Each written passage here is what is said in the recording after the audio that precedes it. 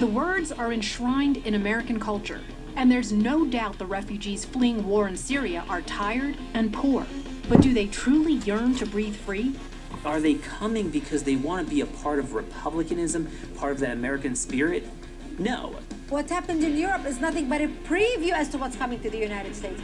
Witness the disturbing trend of rape gangs ruling the streets of Germany.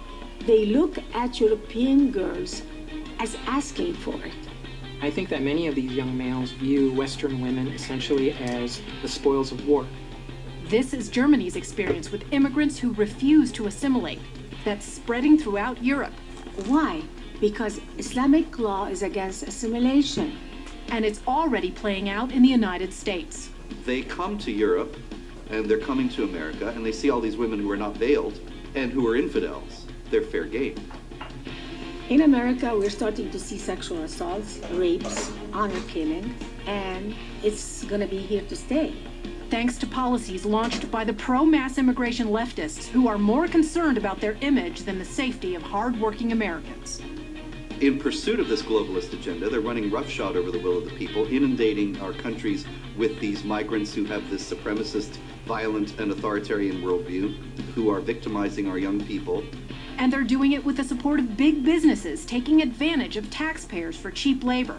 Social transformation without representation. The people never voted for this. The Sharia and democracy are completely incompatible. There's no compatibility because the Sharia believes that the Western democratic system has to be overthrown. Scared yet? You should be, because the problems in Europe are coming to America.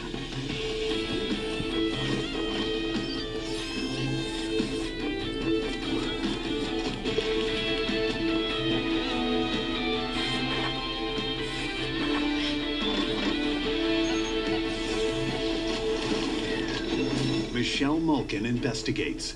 Now, here's Michelle Malkin. It's one of the biggest horror stories that so-called mainstream journalists don't want to talk about, because those who do are branded bigots, racists, and Islamophobes.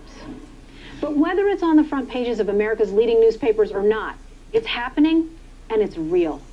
Migrants from the Middle East and Northern Africa swarming into Europe by the millions are draining social services, committing crimes, and changing the culture.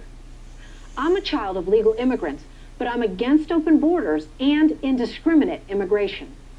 The latest waves of Muslim refugees aren't assimilating. They're forming their own isolated communities, and many are importing radical Muslim culture and practices. A lot of these ideas might have been acceptable where they came from, but are not in any way in the Western world, especially the way they treat women as property and second-class citizens. But the Euro-socialists say, just give them time, education, and programs. Well, how's that working for you, Europe? Western women and children are routinely sexually assaulted at public pools, parks, cemeteries, even music festivals. Sound unbelievable? It's not, although you don't hear about it because the mainstream media is covering it up. But one scholar, Soren Kern, is tracking it and compiling local news and police reports of these terrifying incidents. Just recently, there was a case of a mother who was walking her daughter in a park during the middle of the day, and two migrants ambushed her from behind, and they took turns raping her. And the migrants held the girl and forced her to watch while these two men were raping her own mother. In Dusseldorf, of a 19-year-old Moroccan who raped a 90-year-old woman who was coming out of a mass in a cathedral in downtown Dusseldorf during the middle of the day. German media will refer to these people as dark-skinned people, or Southerners, or Southlanders. There are many different words, politically correct euphemisms that the German media uses as a way to not use the words Muslim migrant or Middle Eastern migrant. In what world is this acceptable? The perpetrators are not native. They were not raised with Western values. Yet European politicians knowingly brought these problems across the border, and look what's happened.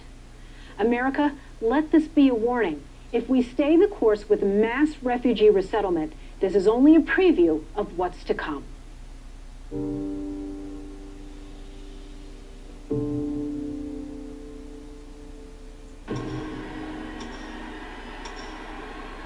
Across the world, colleagues, family, and friends gather, party, and cheer as they celebrate and ring in the new year together.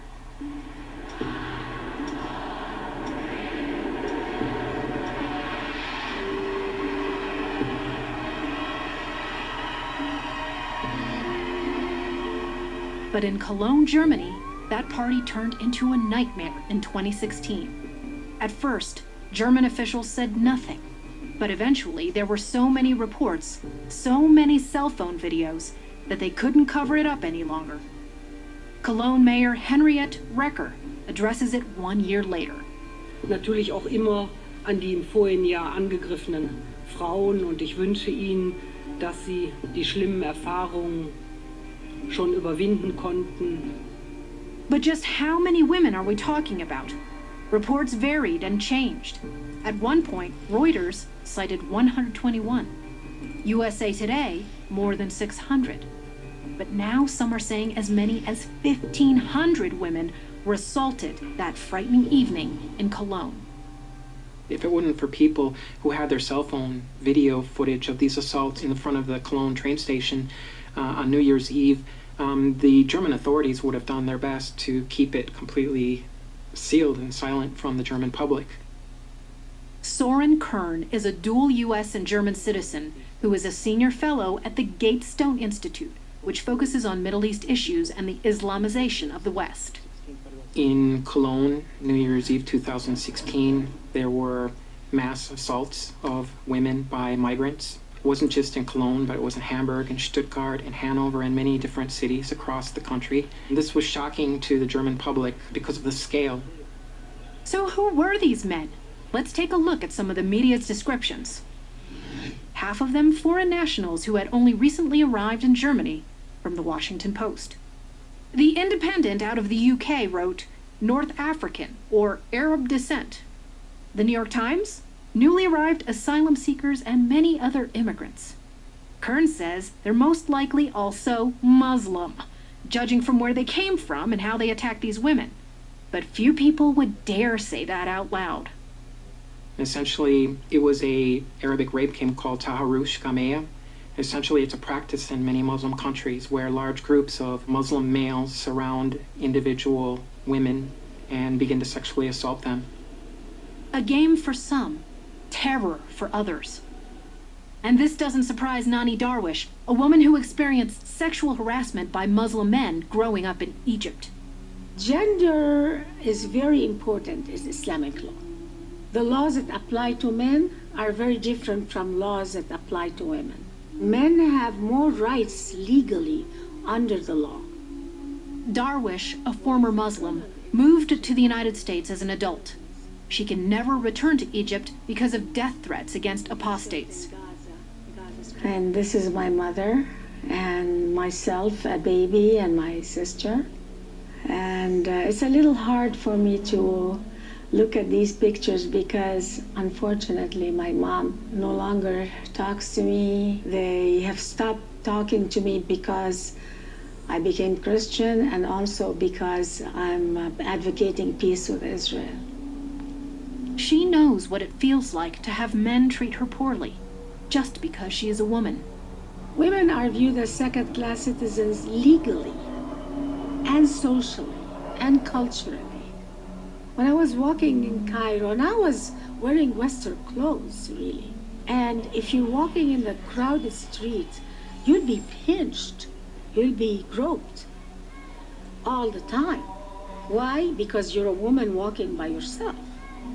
A proper woman is covered and she's protected with men. Women who are not covered and not protected by a male companion is asking for it. Because Darwish understands how these extreme Muslim immigrants were raised, she isn't surprised to hear the New Year's Eve assaults in Cologne weren't part of an isolated event. It shows you the cultural gap between how women are viewed. So why is the media just now covering it? The simple answer? Censorship. The German press has a self-regulating agency for journalists. As a general rule, they don't report the identity, the nationality, or the religious background of a particular perpetrator in sexual assault. There was a German newspaper that reported that a woman was assaulted in Vienna, in Austria, and that 3 of the perpetrators were Afghan.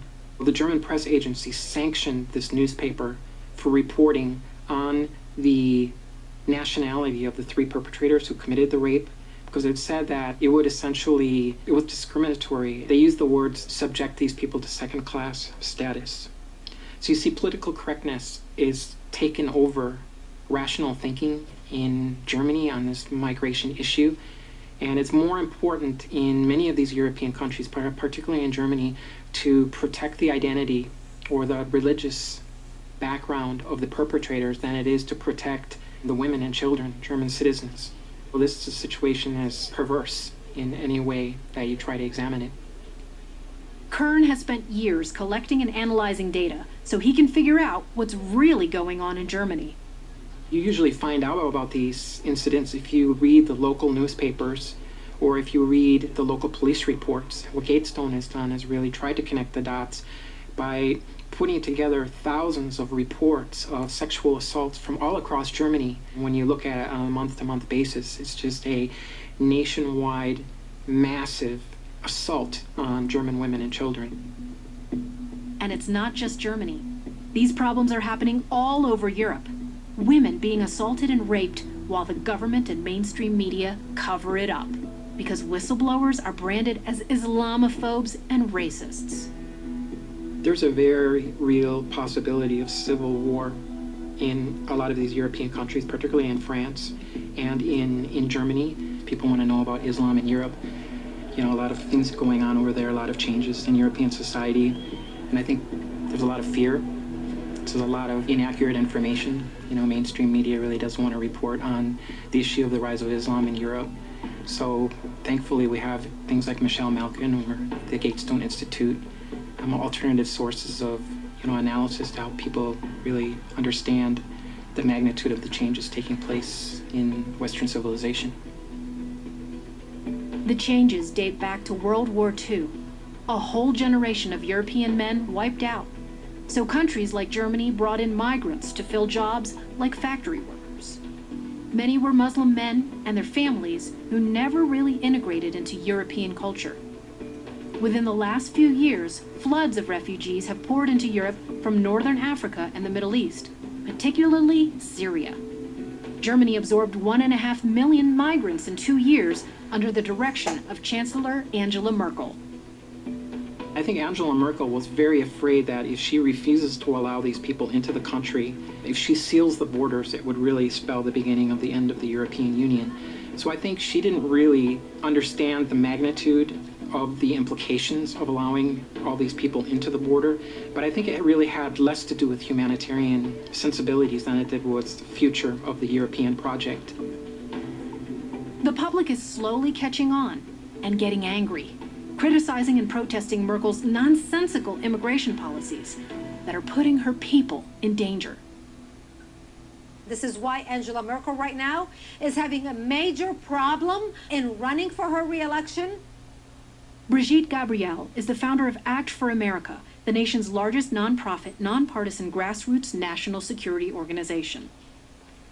People were shocked, people were stunned that this is happening, the refugees that we took in Germany. I mean, Germans went out of their way. Germany took in more refugees than any other European nation.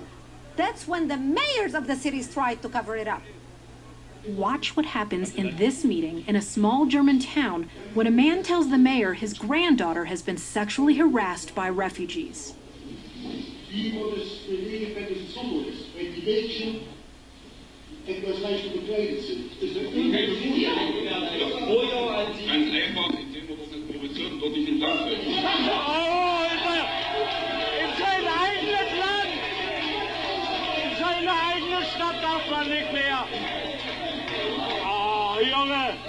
They were afraid of the fear that will be struck in the hearts of the population in Germany, because almost every city and every place right now has Muslim refugees that the government forced down their throats. So the government covered it up, made excuses, lame attempts at educating migrants by doing things like creating a, wait, get this, a poster and flyer to educate refugees that they shouldn't touch women in public pools. Are you kidding me? In what world is that okay? A poster? How about a prosecution? What we have now is with this mass migration of essentially unassimilatable people, you have a real breakdown in law and order in many parts of Germany. The Gatestone Institute has documented sexual assaults in cemeteries, in parks, in swimming pools, in malls, in bike paths, people coming out of church. I mean, every single aspect of German life that was at one point safe is no longer safe. Up next, Europe's refugee rape epidemic. The cycle of sexual violence is spiraling out of control. Can anything be done to stop the surge from reaching our shores? When we come back, part 2 of our investigation.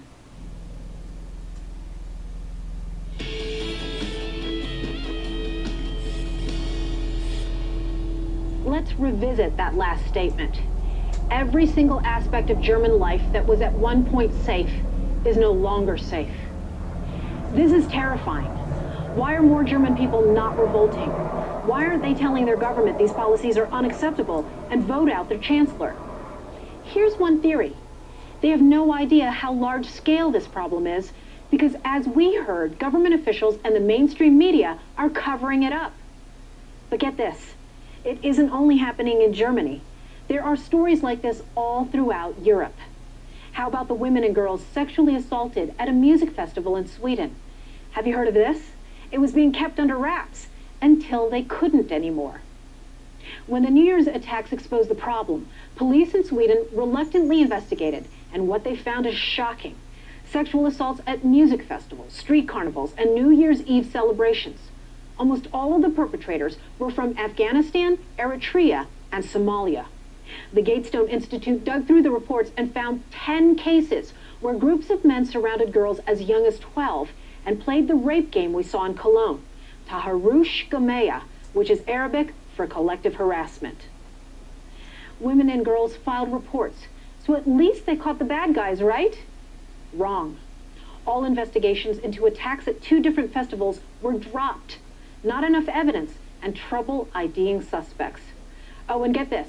That comprehensive police report has no recommendations, as in 0, that the country should slow the flow of refugees. How about Austria? It's spread there too. In 2015, almost 1 out of 3 refugees in Vienna were accused of committing crimes, according to the Austrian Interior Ministry. Just one disturbing example is of an Iraqi man who raped a 10-year-old boy at a public pool, saying it was, quote, a sexual emergency.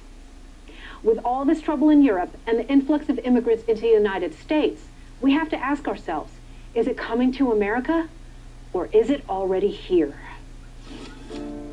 Former President Barack Obama claimed that restricting immigration to protect national security is offensive and contrary to American values. No Limits liberals have attacked common sense proposals for heightened visa scrutiny, profiling, and immigration slowdowns as, quote, un-American.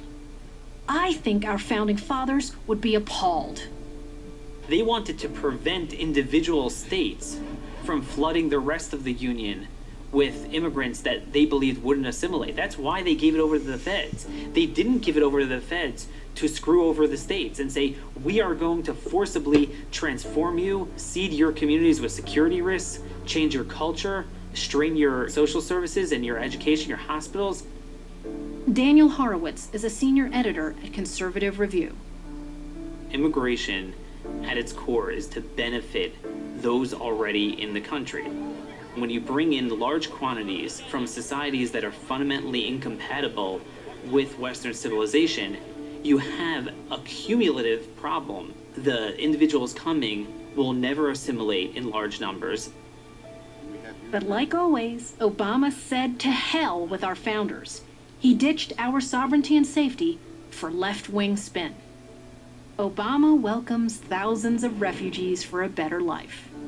What a nice line for his memoirs, but real life will tell a different tale than his narcissistic autobiography, and already has. What Obama's been doing is what I warned in my book about social transformation without representation, where he abuses existing laws, expands upon laws, in some cases pushes over the statutory authority to go and socially engineer this country into an entity that it really never was. Refugee resettlement has become a de facto Muslim resettlement program from the Middle East. In fiscal year 2016, Obama set a record for allowing in almost 40,000 Muslim refugees. Nearly half of the refugees admitted, according to the Pew Research Center. Now the problem is, if you look at the refugee statutes, they were designed for persecuted ethnic and religious minorities. Now say what you want about Syria, Somalia, some of these Middle Eastern countries that are pretty miserable places to live, but these individuals do not qualify as a persecuted minority. Many of the refugees are posing as persecuted when they are really economic migrants, not people who want to embrace Western values and the American spirit.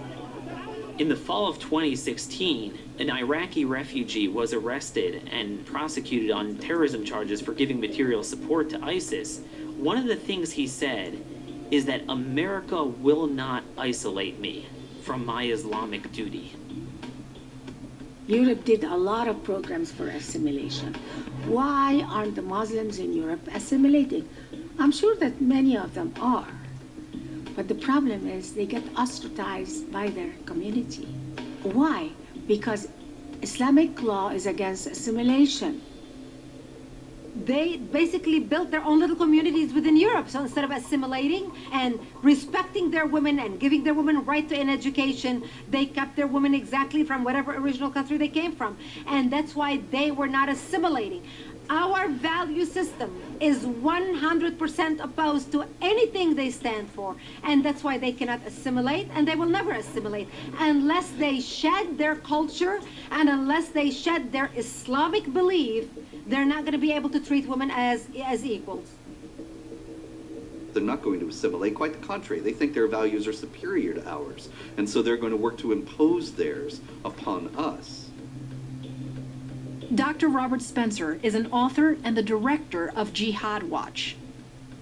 In Islam, it's permissible to take infidel women and use them as sex slaves. It sounds unbelievable. It sounds like some sort of a lurid invention of evil-minded Islamophobes, but it's real. And we're already seeing it happen right here on our shores. But perhaps you haven't heard of the horror and hush-up in Twin Falls, Idaho. There was only a small blurb reported locally as a sexual assault investigation. But it wasn't until conservative-leaning sites and organizations like Act for America and the Refugee Resettlement Watch blog pushed it onto Drudge that we got real details, untethered from the constraints of political correctness. Reports of rape at knife point by migrant children, followed by the urination on a mentally disabled 5-year-old girl. After a groundswell of social media attention, the police and prosecutor's office were forced to respond. Here's all they would confirm. There was a group of boys aged 7, 10, and 14 from Sudanese and Iraqi families, which are predominantly Muslim. 2 were charged. 1 is alleged to have touched the girl, and there is a video of the sexual assault. They are denying there was a knife and not calling it a gang rape. But we can't confirm that because they're minors and the case is sealed. Predictably, some national media expressed more outrage about citizen journalists who covered the story than they did about the horrible crime. What's ensued has been shameful in the sense of denial, cover-up, outright lies from Idaho authorities, and even a warning from the Idaho State Attorney that derogatory comments about the perpetrators could be prosecuted. How about the case in Lowell, Massachusetts, where 22-year-old Syrian refugee Imad Hasso was arrested after following a 13-year-old girl at a public swimming pool, repeatedly touching her upper thigh, asking her age, even when the girl told him she was a little kid.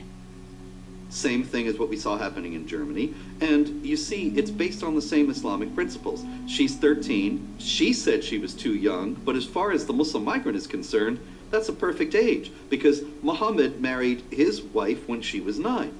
Actually, he married her when she was 6, consummated the marriage when she was 9. So 13 might be a little old, but it'll do. Don't forget Germany's answer to stopping the sexual attacks. It's laughable to think that a Muslim migrant who thinks that he's acting in complete accord with the Word of God is going to see a poster like that and think this is what he ought to do instead. These aren't the only refugee attacks in the U.S. Let's head over to Utah, where refugee Isar Met was convicted of kidnapping, sexually assaulting, and murdering a 7-year-old girl found bloody and broken in a shower.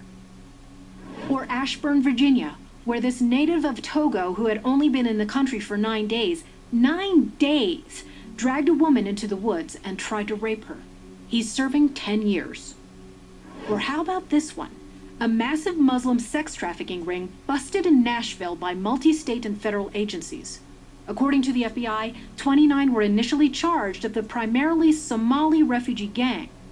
In the end, 6 were acquitted and 3 convicted.